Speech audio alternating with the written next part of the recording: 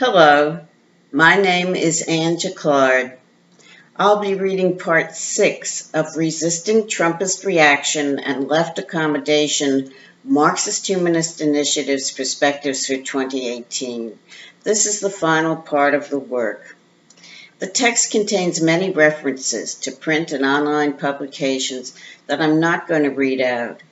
You will find the references in the print pamphlet version of our perspectives, which is available for purchase on MHI's website, or in the PDF version of the perspectives, which is available for free on our website. Part 6 of Resisting Trumpist Reaction and Left Accommodation is entitled Individual Responsibility for the Collective Development of Marxist-Humanism. One of the organizational problems that MHI faces is a failure to develop our ideas in writing and speech for publication and dissemination.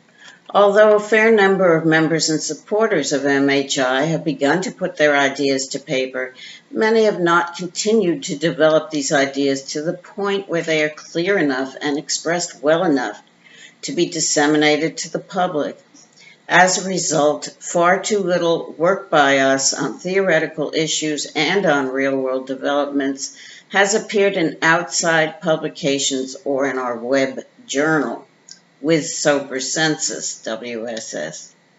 Nor have we been discussing ideas with one another on our discussion board and in the comments section below WSS articles as much or as regularly as we should. To help grapple with this problem, we can draw on previous discussions of what Dostoevskaya called, quote, organizational responsibility for Marxist-Humanism. She wrote a fair amount about this topic, especially during her final years when she was working on a projected book on the dialectics of organization. The self-thinking idea does not mean you thinking. This pamphlet MHI published shortly after it was founded and which we discussed a bit earlier. It also explores the concept of organizational responsibility for Marxist-Humanism and roots our organization's existence in our willingness to accept this responsibility. These documents are the foundation of the discussion that follows. To help overcome MHI's failure to develop and disseminate our ideas sufficiently, which requires discussion at this point, is individual responsibility for the collective development of Marxist-Humanism. MHI's commitment to taking organizational responsibility for the collective development of Marxist-Humanism is just an empty phrase unless its members and supporters take individual responsibility to help develop Marxist-Humanism collectively. In previous perspectives theses, we discussed the need to turn ourselves into practicing revolutionary philosophers. Although we reject the concept of a vanguard party to lead the masses that Lenin embraced, we do need to have a Bolshevik attitude in order to become practicing revolutionary philosophers. This has nothing to do with supposed need for professional revolutionaries to lead otherwise non-revolutionary masses. It is about the need for a serious attitude, a commitment to follow through to completion the tasks we have undertaken.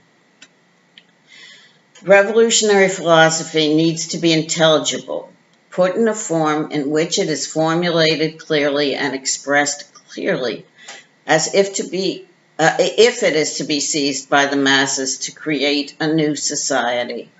It does not emerge fully formed. To achieve the needed intelligibility, we have to undertake the, quote, painful labor of the negative, close quote. This is true when we speak as well as when we write. We all know that when we speak at a meeting without having done the needed preparation ahead of time, our contribution will not be as valuable as it could be. We have to do the preparatory work in order to speak about what is most important and to engage directly with the topic under discussion instead of speaking about what happens to be in our head at the moment that is related to the topic. While spontaneity is important, so is theory, which does not arise spontaneously. It is the product of patient, ongoing labor. Unless we push ourselves to continually rework and develop our ideas as a collectivity, it is next to impossible to concretize our philosophy to the point where it can be seized by the masses in their quest for freedom. And we do need to disseminate our ideas as widely as we can, not because they are fully formed and adequate as a guide to successful revolution, but because they need to be tested by others, and we need to develop them through dialogue with others in order to take them even further and correct them when necessary. The feedback we get is what exposes our own limited understanding as individuals, and it is what discloses the points where the body of Marxist-Humanist ideas needs to be developed further. The process of projection, feedback, modification is what allows the ideas to become more adequate. This relationship between us and the people outside our organization is crucial. We want our ideas to contribute to the struggle against existing society and for the creation of a new society on the ground of Marxist-Humanism. But our ideas can make that contribution only if they are worked out in a relationship with those who are engaged in the struggle. But why do we need to rework and develop our ideas as a collectivity rather than individually? And why can't those best able to develop ideas be the ones to do it, while others of us likewise do what we are best able to do? In answer to the first question, we need to stress at the outset that an idea cannot be developed at all if one keeps it to oneself. Is failure to appreciate this one reason why we have not sufficiently developed and disseminated our ideas? Indeed, a thought cannot even properly be considered an idea until it is formulated in a manner that is intelligible to others. MHI's principles, available on our website and in a pamphlet, do state that, quote, the concretization of philosophy takes place in the realm of ideas. It is theoretical, close quote. But this does not mean that ideas are developed primarily in an individual's own head. Marxist-Humanist ideas have an objective existence in our writings, past and present, and in what Marxist-Humanists other than oneself are thinking. They also exist in the world at large. This is what Nat Turner was referring to when he denied that his revolt and another slave revolt that broke out at the same time were the result of a conspiracy. He said, quote, the same idea which prompted me prompted others as well as myself to this great undertaking, close quote. The development of ideas entails bringing one's individual thinking into relation with all of this. We said above that the process of projection, feedback, modification is what allows ideas to become more adequate. This is true not only with respect to the feedback we receive from people we talk to, but also feedback we can receive by engaging with thinkers of the past. In particular, we have to be in dialogue with the body of ideas that we have inherited from Marx and Dostoevsky and others in a more limited sense. We need to do more than seek edification from their writings. We need to work with this body of ideas as the foundation that we seek to build on, instead of trying to start from scratch with the thoughts that happen to be in our heads at the moment. The more we recognize that we are building on this foundation, the less we will be afraid of failing due to our individual inadequacies. Individuals and contributions they make are vital. But what we need are individuals who regard themselves not as self-contained atoms, but as valuable individual parts of a collectivity. For example, although several different individuals were the principal authors of different parts of these perspectives, the final product is not a collection of disparate pieces by many individuals. It is a cohesive whole that speaks for us as an organization. This document was intensively read and discussed to bring it to this point. The insights and experiences of many different people were distilled, refined, and integrated into a unified contribution to the struggle for a new human society. Out of the many comes one. Thus, part of our answer to the second question is that the development of ideas cannot safely be left as a task to be performed by those, quote, best able to perform it, because they cannot do the best they are able to do if they fail to get feedback and critique from the rest of us, as well as information from the rest of us about events in the world and discussions taking place outside the organization that they were not aware of. Another part of our answer to that question is that, as Dostoevskaya put it, quote, only live human beings can recreate the revolutionary dialectic forever anew, and the, quote, best able will not live forever. The continuation of Marxist-Humanism beyond the active lifetimes of the best able demands that we all work hard at the development of ideas and become better able as a result. For instance, it is tempting to respond to the frustrations and boredom that we experience when we write and rewrite again by moving on to something else. The temptation has to be resisted. It is precisely by pushing back against yourself that you will begin to make headway. What is involved here is not sheer willpower, but recognizing that the frustration or boredom is a response to the fact that you have identified some lack of clarity or contradiction or other insufficiency in your thinking. The difficulties you encountered when trying to express a thought clearly are signs that the thought itself is not yet sufficiently clear. Evading the problems by moving on might make you feel better, but it will not resolve the problems. If you try instead to pinpoint the exact nature and exact source of the problem, you are likely to then be able to resolve it. And if you do, you have not only completed one more step of a task, you have developed your thinking. All of us have become comfortable with being more combative in public and prepared to make mistakes in public so that we can learn from these mistakes and we can admit to having made mistakes.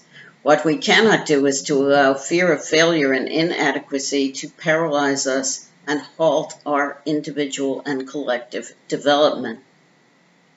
Our continuous intervention in battles of ideas is also essential in order to assist the self-development of movements for freedom.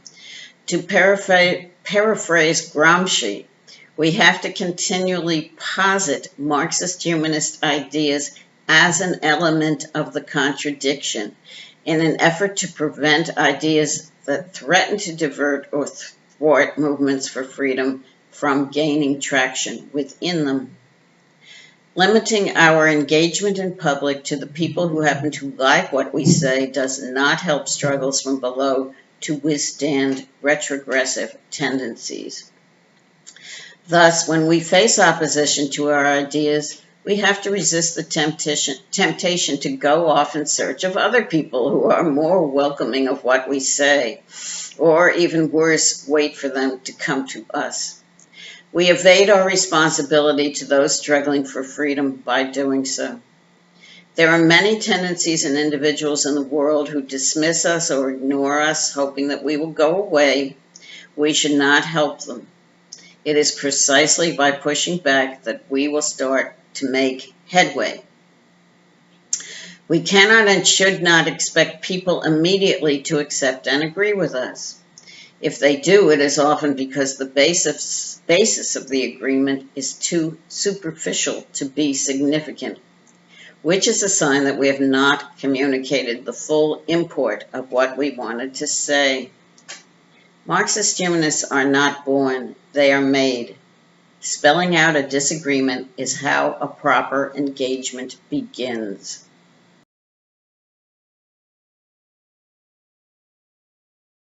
And here at the end, we list 6 selected tasks of Marxist-Humanist initiative in the coming year.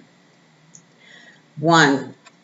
Fight Trumpism and other far-right phenomena and support the resistance and other opposition on Marxist-Humanist ground. We will do this by protesting, writing, and speaking to the extent we can. The whole organization will help to carry out this task. 2. Monitor left publications and discussion fora to keep apprised of what the left is writing and discussing. Publicly critique the soft on Trump left in writings, at meetings, and on the internet. 3. Engage in dialogue with members of resistance groups and similar groups outside the U.S., especially feminist, anti-racist, and immigrants' rights groups. Our engagement will include elicitation of ideas from below, as well as projection and theoretical development of Marxist-Humanism.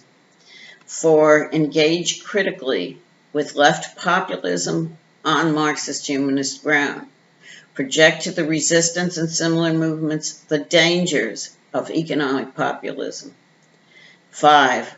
Fight the embrace of unreason on the left. Fight for pro-truth practices and emphasize the importance of truth and reason for the left. Bring strategies like the pro-truth pledge into the left to help combat post-truth politics. 6. Write essays on areas of Marx and Dostoevsky's works that merit MHI's exploration, explication, and theoretical development, especially in connection with current events or current theoretical disputes. Thank you. Hi, my name is Ravi Bali. This is the founding statement of MHI, Who We Are. Marxist-Humanist Initiative, MHI, began in April 2009 following the collapse of previous Marxist-Humanist organisations. It aims to contribute to the transformation of this capitalist world by projecting, developing and concretising the philosophy of Karl Marx, 1818 to 1883, and its further development in the Marxist-Humanism articulated by Raya Denevskaya, 1910 to 1987. We are not a political party, nor are we trying to lead the masses, who will form their own organisations and whose emancipation must be their own act. But we have seen that spontaneous actions alone are insufficient to usher in a new society. We seek a new unity of philosophy and organisation in which mass movements striving for freedom lay hold of Marxist philosophy of revolution and recreate society on its basis. Today's economic crisis and recession present a moment to engage people in discussion of these ideas. MHI is dedicated to the task of proving theoretically that an alternative to capitalism is possible. We are distinguished by our economic analyses, which do not merely assert but demonstrate that the only opposite to the current world economic system is its abolition and replacement with one not based on the production of value. Because capitalism cannot be fundamentally reformed, attempts to reform it lead to an intensification of state capitalism, not socialism. MHI's ideas and actions, as well as our structure and rules, are guided by the interests of working people and freedom movements of African Americans and other minorities, women, youth, and all those around the world who are struggling for self-determination in order to freely develop their own human natures. We have no interests separate and apart from theirs. To this end, we open our website to the widest possible dialogue with people around the world.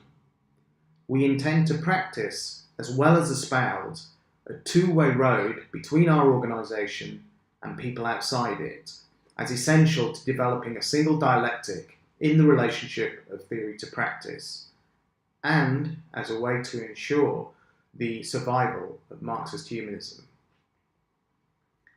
Our collective is working to create an organisation so firmly rooted in its philosophy that it will not succumb to diversions that may arise from personal agendas, and that will be capable of developing and concretising that philosophy over the long haul, regardless of who its members may be. It is no simple matter to create a democratic organisation that is at the same time effective and able to resist efforts to divert it from its goals. We are aware that Marx never achieved an organisation based on his philosophy, and that Dunefsky's organisation disintegrated following her death. But we have made progress on this matter, with our principles and bylaws, and by recognising that Marxist-Humanism cannot be carried on by chance or by individuals alone. An organisation is needed to test and prove ideas. We invite you all to join us in this discussion and initiative.